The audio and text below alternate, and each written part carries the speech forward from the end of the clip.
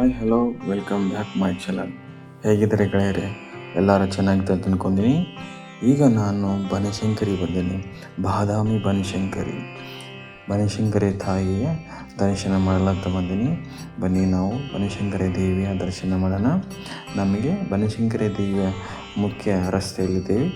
ನೀವು ಮುಖ್ಯ ರಸ್ತೆಯಲ್ಲಿ ಹೋಗ್ತಾ ಇದ್ದರೆ ಅಂಗಡಿಗಳ ಕಾಣ್ಬೋದು ನೀವು.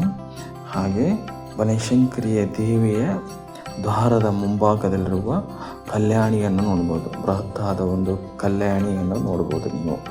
ತಾಯಿ ಬನಶಂಕರಿ ದೇವಿಗೆ ಹಲವು ಹೆಸರುಗಳಿಂದ ಕರೆಯುತ್ತಾರೆ. ಶಾಕಾಂಬರಿ, ಬನಶಂಕರಿ, ದುರ್ಗಾಮಾತೆ ಹಾಗೂ ಪಾರ್ವತಿಯ ಸ್ವರೂಪಿ ಎಂದು ಕರೆಯಲಾಗುತ್ತದೆ.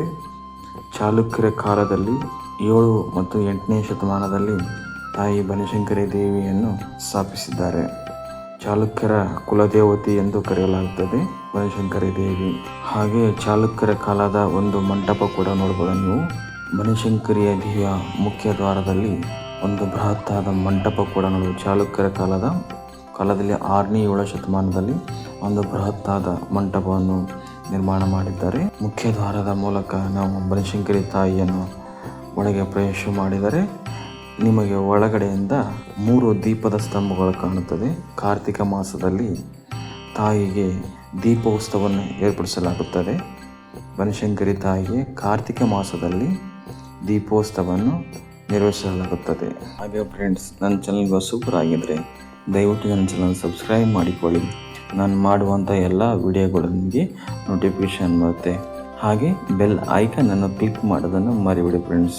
ಬನಶಂಕರಿ ದೇವಿ ದೇವಸ್ಥಾನ ಎಲ್ಲಿ ಬರ್ತದೆ ಅಂದರೆ ಬಾದಾಮಿ ತಾಲೂಕಿನ ಬಾಗಲಕೋಟೆ ಜಿಲ್ಲೆಯ ಚೋಳರ ಗುಡ್ಡ ಎಂಬ ಗ್ರಾಮದಲ್ಲಿ ನೆಲೆಸಿದ್ದಾಳೆ ತಾಯಿ ಬನಶಂಕರಿ. ಬನಶಂಕರಿ ತಾಯಿಯನ್ನು ನೋಡಲು ಅತಿ ಹೆಚ್ಚು ನೆರೆ ರಾಜ್ಯ ಆದಂತಹ ಮಹಾರಾಷ್ಟ್ರದ ಅತಿ ಹೆಚ್ಚು ಜನಗಳು ಭೇಟಿ ನೀಡುತ್ತಾರೆ ತಾಯಿ ಬನಶಂಕರಿಯ ನೋಡಲು. ಹಾಗೂ ಜನವರಿ ಮತ್ತು ಫೆಬ್ರವರಿ ತಿಂಗಳಲ್ಲಿ ತಾಯಿ ಬನಶಂಕರಿ ದೇವಿ ಜಾತ್ರೆಯನ್ನು ನಡೆಯುತ್ತದೆ. ನೋಡಿ, ನಾನು ಆವಾಗ ಹೇಳಿದ್ನಲ್ಲ 3 ದೀಪದ ಸ್ತಂಭಗಳಿಂದಲ್ಲ ಕಾರ್ತಿಕ ಮಾಸದಲ್ಲಿ ತಾಯಿಗೆ ದೀಪೋತ್ಸವ ನಡೆಯುತ್ತೆ ಹೇಳಿದ್ನಲ್ಲ, ಅದೇ ಈ ಬನಶಂಕರಿ ತಾಯಿಯ ಮುಂಭಾಗ ಇರುವಂಥ ದೀಪದ ಸ್ತಂಭಗಳು. ಆಗಿನ ಕಾಲದಲ್ಲಿ ನಿರ್ಮಾಣ ಮಾಡಿದಂಥ ದೀಪದ ಸ್ತಂಭಗಳು.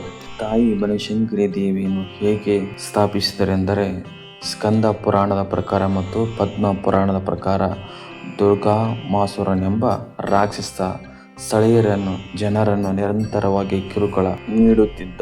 ದುರ್ಗಾಮಾಸುರನಿಂದ ರಕ್ಷಿಸಲು ಯಜ್ಞದ ಮೂಲಕ ದೇವರಿಗೆ ಮನವಿ ಮಾಡಿದ ದೇವತೆಗಳ ಪ್ರಾರ್ಥನೆಗೆ ಉತ್ತರಿಸಿದ ಭಗವಂತ ಜನರಿಗೆ ಸಹಾಯ ಮಾಡಲು ಶಾಕಾಂಬರಿ ದೇವಿಯನ್ನು ನಿರ್ದೇಶಿಸಿದನು. ಯಜ್ಞದ ಮೂಲಕ, ಬೆಂಕಿಯ ಮೂಲಕ ದೇವಿಯ ಶಾಕಾಂಬರಿ ರೂಪದಲ್ಲಿ ಕಾಣಿಸಿಕೊಂಡಳು. ನಂತರ ಭೀಕರ ಘರ್ಷಣೆಯ ನಂತರ ಅವಳು ರಾಕ್ಷಸನನ್ನು ಕೊಂದು ಆ ಪ್ರದೇಶದಲ್ಲಿ ಶಾಂತಿಯನ್ನು ಸ್ಥಾಪಿಸಿದಳು. ಬನಶಂಕರಿಯನ್ನು ಶಿವನ ಪತ್ನಿಯಾದ ಪಾರ್ವತಿ ದೇವಿ ಎಂದು ಪರಿಗಣಿಸಲಾಗುತ್ತದೆ. ಫ್ರೆಂಡ್ಸ್, ಈ ವಿಡಿಯೋ ನೋಡಿದ ಮೇಲೆ ನಿಮ್ಮ ಅಭಿಪ್ರಾಯ ಮತ್ತು ನಿಮ್ಮ ಅನಿಸಿಕೆಯನ್ನು ಕಮೆಂಟ್ಸ್ ಮೂಲಕ ತಿಳಿಸಿ. ಹಾಗೆ ನನ್ನ ಚಾನಲನ್ನು ಸಬ್ಸ್ಕ್ರೈಬ್ ಮಾಡೋದನ್ನು ಮರಿಬೇಡಿ ಫ್ರೆಂಡ್ಸ್. ಧನ್ಯವಾದಗಳು.